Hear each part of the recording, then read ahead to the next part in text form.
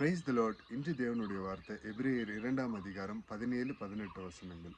அன்றியும் அவர் ஜனத்தின் பாவங்களை நிவர்த்தி செய்வதற்கு எதுவாக தேவ காரியங்களை குறித்து இரக்கமும் உண்மையுள்ள பிரதான ஆசாரியருமாய் இருக்கும்படிக்கு எவ்விதத்திலும் தம்முடைய சகோதரருக்கு ஒப்பாக வேண்டியதாய் இருந்தது. ஆதலால் அவர் தாமே சோதிக்கப்பட்டு பாடுபட்டதினாலே அவர் சோதிக்கப்படுகிறவர்களுக்கு உதவி செய்ய வல்லவராய் இருக்கிறார். ஆமென். இந்த நேரத்திலும் ஆண்டவர் இந்த ரிசரக்ஷன் டே, இந்த ரிசரக்ஷன் டேலையும் ஆண்டவர் நமக்கு என்ன வார்த்தையை நமக்கு கொடுக்குறாங்க அப்படின்னா, அவர் ஜனத்தின் பாவங்களை நிவர்த்தி செய்வதற்கு ஏதுவாக தேவ காரியங்களை குறித்தும் இரக்கமும் உண்மையும் உள்ள பிரதான ஆசாரியருமாய் இருக்கும்படிக்கு எவ்விதத்திலும் தம்முடைய சகோதரருக்கு ஒப்பாக வேண்டியதாக இருந்தது. ஆமாங்க, நமக்காக மானிடராய் பிறந்தார் இயேசு கிறிஸ்து. அவர் 33 வருடங்கள் இந்த உலகத்தில் வாழ்ந்து பாடுகளை பட்டார். மனிதனை போல பாடுகளை பட்டார். பாடுகளை பட்ட பிறகு சோதிக்கப்பட்டார். இந்த ஜனங்கள் அவரை மேசியா இரட்சகராய் ஏற்றுக்கொள்ள இயல மனதில்லாமல் பிதாவின் சித்தத்தை நிறைவேற்றினார். பிதா குமாரனாய் வெளிப்பட்டார். குமாரனாய் வெளிப்பட்டு இந்த உலகத்தில் பாடுகளை சகித்தார்.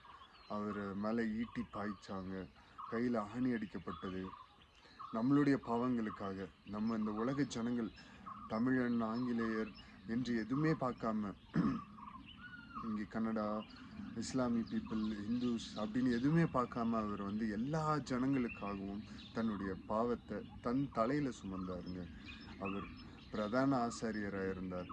அவர் வயதில் சிறியவனாக எல்லாரும் பார்த்தாங்க. ஆனால் அந்த வயதில் சிறியவராய் இருந்தும் அவர் சொன்னதை நிறைய ஜனங்கள் ஏற்றுக்கொண்டு அவர்களுக்கு பின்னாக அதிசயத்தையும் அற்புதத்தையும் தேடி போனாங்க. அவங்க வாழ்க்கையிலும் அற்புதம் நடந்தது. அவர் பிரதான ஆசாரியராக இருந்து ஒப்பாக வேண்டும் ஆகியிருந்தது. மனிதர் ஆல் ஆர் ஈக்குவல் அப்படின்ற அந்த யூனிட்டியை மனிதனாக பிறந்ததுனால அவர் கொண்டு வந்தார். ஆதலால் அவர் தாமே சோதிக்கப்பட்டு பாடுபட்டதினாலே, ஆமாங்க, அவர் சோதிக்கப்பட்டு பாடுபட்டதுனால அவர் சோதிக்கப்படுகிறவர்களுக்கு உதவி செய்ய வல்லவராக இருக்கிறார். அவருக்கு உண்டான சோதனைக்கு மேலாக நமக்கு எந்த சோதனையும் வந்ததில்லைங்க. நீங்கள் ஒரு ப்ராப்ளமில், ஒரு சோதனையில் அகப்படுறீங்கன்னா அவருக்கு மிஞ்சின சோதனை உங்களுக்குள்ளே வருதா அப்படின்றது. ப்ராப்ளம்ஸை ஃபேஸ் பண்ணுற அளவுக்கு தான் ஒரு ப்ராப்ளம்ஸை கொடுப்பாரு. அதுவும் ஃபேஸ் பண்ண தைரியம் இருக்கிறவங்களுக்கு, திராணி இருக்கிறவங்களுக்கு மட்டும்தான் அந்த ப்ராப்ளம்ஸ், அந்த சோதனையை கொடுப்பாங்க. அந்த சோதனையை கொடுத்தும் அந்த சோதனையிலேருந்து தப்பிச்செல்ல வழியும் காமிப்பார்.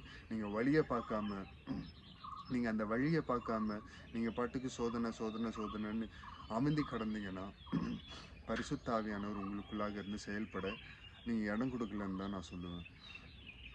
அவர் தாமே சோதிக்கப்பட்டு பாடுபட்டதினாலே அவர் சோதிக்கப்படுகிறவர்களுக்கு உதவி செய்ய வல்லவராக இருக்கிறார். அதாங்க, சோதனை கொடுத்தாலும் உதவி செய்ய அவர் வல்லவராக இருக்கிறார்.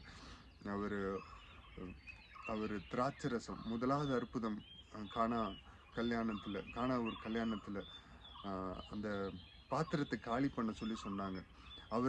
அவர் காலி பண்ண சொல்லாமல் காலியும் பண்ணியிருக்க மாட்டாங்க, நேரம் தண்ணியும் ஊற்றிருக்க மாட்டாங்க. ஆனால் சொன்னதை செய்யணும்ல, செய்யாமல் அவரே டைரெக்டாக நினச்சிருந்தா இப்படி ஒரு ஃப்ராக்ஷன் ஆஃப் தி செகண்டில் தண்ணி கொண்டு வந்திருக்கலாம். ஆனால் நாமளும் செய்யணும்னு எதிர்பார்க்கறதுனால தான் அவர் சொன்னதை செய்யறதுக்கு நம்ம இடம் கொடுக்கணும், ஸ்பேஸ் கொடுக்கணும். தண்ணியை நிரப்பணும்.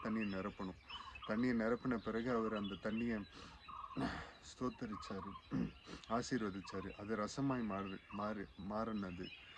ஸோ சோதனையில் அகப்பட்டாலும் அவர் சோதிக்கப்படுகிறவர்களுக்கு உதவி செய்ய வல்லவராக இருக்கிறார். அங்கே ஒரு சோதனை, கானாவூர் கல்யாணத்தில் ஒரு சோதனை ஆச்சுல்ல. முதல் திராட்சை ரசம் எல்லாம் தீர்ந்துருச்சு, திருப்பியும் திராட்சை ரசம் வேணும்னு சோதனை இருந்துச்சு. அந்த சோதனையில் உதவி செய்ய வல்லவராக தானே இருந்தார்.